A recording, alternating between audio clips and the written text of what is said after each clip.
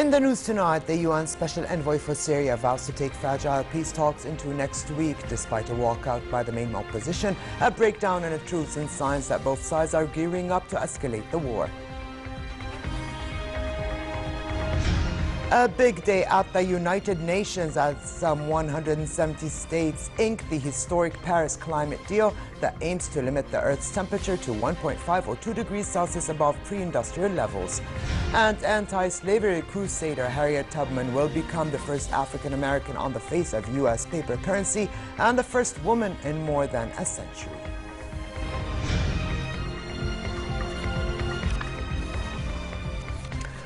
Good evening and welcome to a new edition of the news. Here are the details. The joint Jordanian-Moroccan Higher Committee convened in the Moroccan city of Casablanca, co-chaired by Prime Minister Abdel Mansour and his Moroccan counterpart Abdel bin Kiran. Mansour highlighted the deep-rooted ties between Jordan and Morocco while stressing the importance of enhancing trade exchange and the need of activating a joint business council to bolster economic ties. For his part, the Moroccan Prime Minister stressed his government's keenness in developing relations with Jordan in various domains and his country's desire to benefit from the Jordanian expertise in private higher education and the medical sector. Mansour and bin Kiran also discussed the possibility of inaugurating a maritime line between Jordan and Morocco, as well as launching direct flights between Amman and Casablanca and easing visa procedures to encourage more visits between the two Arab countries. United Nations broker talks aimed at ending Syria's conflict will push ahead until the 27th, despite the departure of the main opposition group. The Syrian government delegation in Geneva said today that it had discussed humanitarian issues with the United Nations Special Envoy and would meet him again on Monday.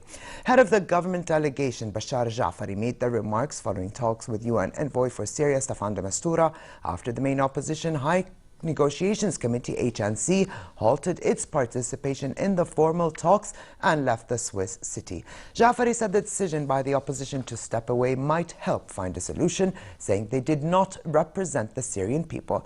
De Mistura said he planned to continue with peace talks next week, probably until Wednesday, but added that there were worrisome trends on the ground. The envoy said a ceasefire in the Syria conflict could definitely get back on track, but will require urgent efforts. He called for an urgent meeting of ministers from major and regional powers to sustain a troubled truce, peace talks and humanitarian efforts. We agreed with the UN Special Envoy, Staffan de Mistura, that we meet once again on Monday at 11 o'clock and devote the session to discuss our modifications on the paper submitted by the Special Envoy. A suicide bomb attack claimed by Daesh terrorist group killed at least 9 people following Friday prayers at a Shiite mosque in southwestern Baghdad. A second suicide attacker at the mosque in Al-Radwaniyah district was shot and killed by security forces before he could set off his explosives. Meanwhile, a separate bomb went off in the district of Abu Ghraib, west of Baghdad, killing 2 and wounding 9. There was no immediate claim of responsibility for the blast. The numbers of migrants landing in Greece from Turkey is starting to creep up again, showing efforts to close off the route are coming under strain. A spokesman for the International Organization of Migration, IOM, said that though the number of people arriving in Greece over the past 3 days were still way off the numbers seen a month ago, the migrant flow seems to be picking up again. More than 1.1 million refugees and migrants reached the EU last year, mostly via Greece from Turkey. Last month, the EU and Turkey struck a controversial migration deal to stem the flow of refugees and migrants across the Aegean Sea to Greece. Under the deal, Ankara gets more EU funding for refugees living on its soil, revival of long-stalled EU accession talks, and quicker visa liberalization. In exchange, Turkey is due to prevent migrants and refugees from departing from its shores for Europe via illegal routes and take back all who reach the 28-nation bloc that way.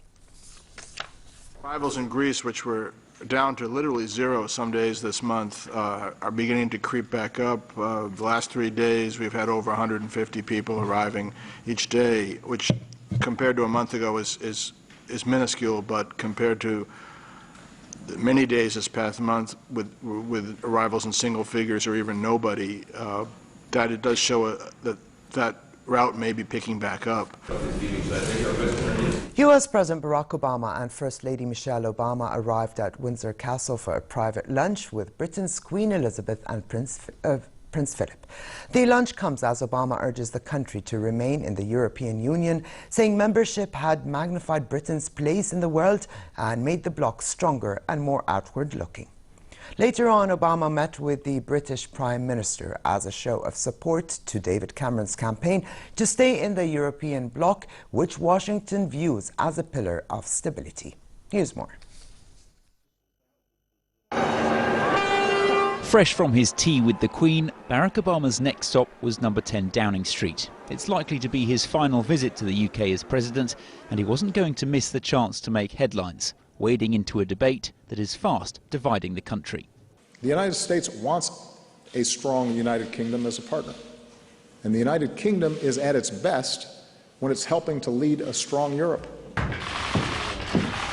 Obama appealed directly to British voters not to leave the EU, saying that Britain's membership helps magnify its influence in the world. He also said it helped make the world freer, richer and better able to tackle important issues like migration and security. But London's Mayor Boris Johnson, who heads the Leave campaign, called Obama's view hypocritical. I do think it's perverse when the United States would not dream of subjugating itself in any way to any other international jurisdiction. Many US businesses, especially the banks, fear a Brexit would cause market turmoil and weaken the clout of its strongest European ally. As far as does it make Britain great, I think we were Great Britain before the European Union, and we'd likely be Great Britain after the European Union. But we remain a great part of the European Union. So I think the European Union benefits much more from us being in part of it. Opinion polls indicate that British voters are leaning towards staying in, but many remain undecided. They have until June 23rd to make up their minds. Around 170 countries signed the Paris Agreement on Climate Change at the United Nations headquarters in New York, signaling their commitment to put the landmark deal to curb global temperature rise into practice. In the deal reached in December, governments agreed to limit global temperature rise to well below 2 degrees Celsius above pre-industrial times and pursue efforts to keep it to a 1.5 degrees. The deal will enter into force when at least 55 countries, representing at least 55% of global emissions, ratify or formally join it, which could be earlier than 2020, the date originally planned. China and the United States are the world's top emitters, accounting together for 38% of emissions. But the United Nations said that even if the pact is fully implemented, promised greenhouse gas cuts are insufficient to limit warming to an agreed maximum. The first 3 months of 2016 have broken temperature records, and 2015 was the planet's warmest year since records began in the 19th century, with heat waves, droughts and rising sea levels.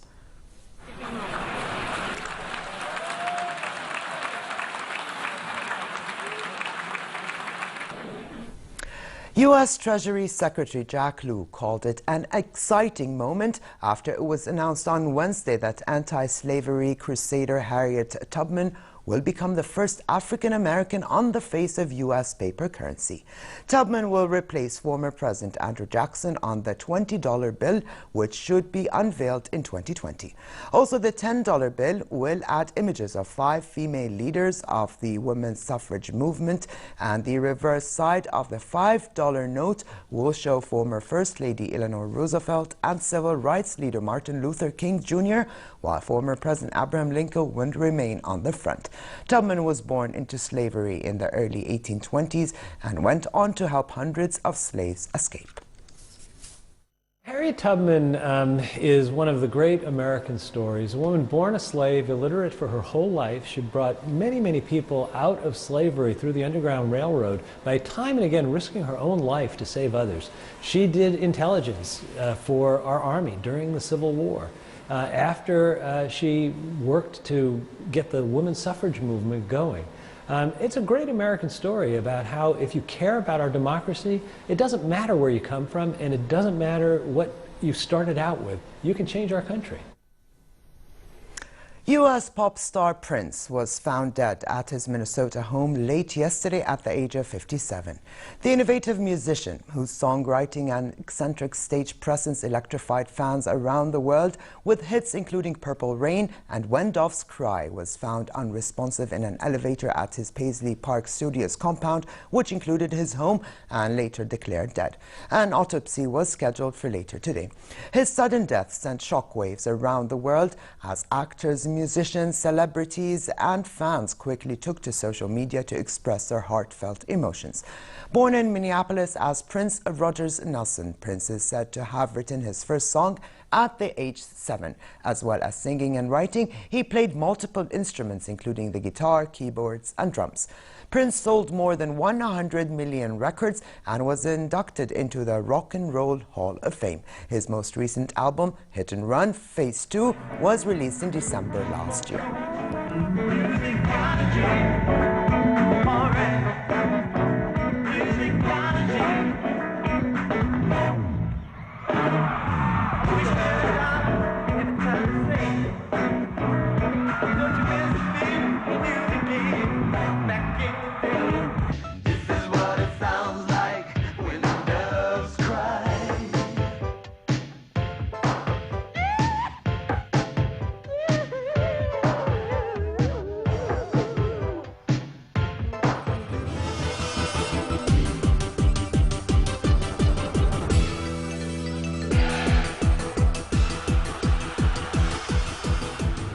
Cristiano Ronaldo faces a race against time to get fit for Real Madrid's Champions League semi-final first leg at Manchester City on Tuesday after he picked up a thigh muscle injury.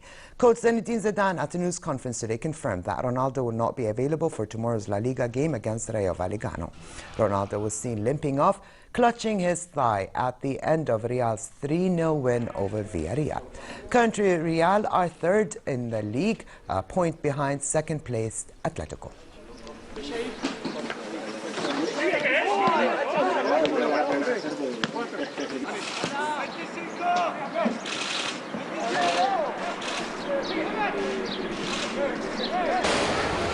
27-year-old Syrian refugee who was granted asylum in Greece will be a torchbearer for the Rio Games and will run the Olympic flame through a refugee camp in Athens next week.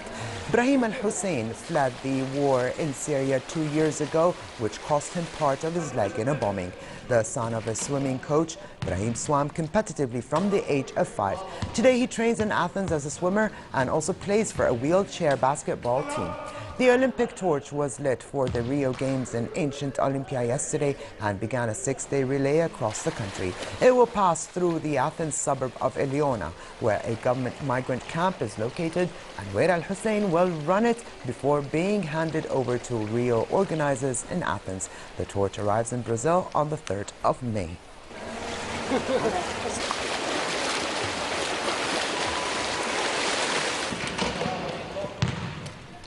And finally, it'll continue to be pleasant throughout the night with moderate winds. Tomorrow, hot conditions prevail across the kingdom, with temperatures reaching a high of 31 degrees Celsius in Amman, while winds will be northwesterly moderate. The Gulf of Aqaba should expect a very hot day tomorrow, with northerly moderate winds and calm seas. You now look at temperatures forecast for tonight and tomorrow.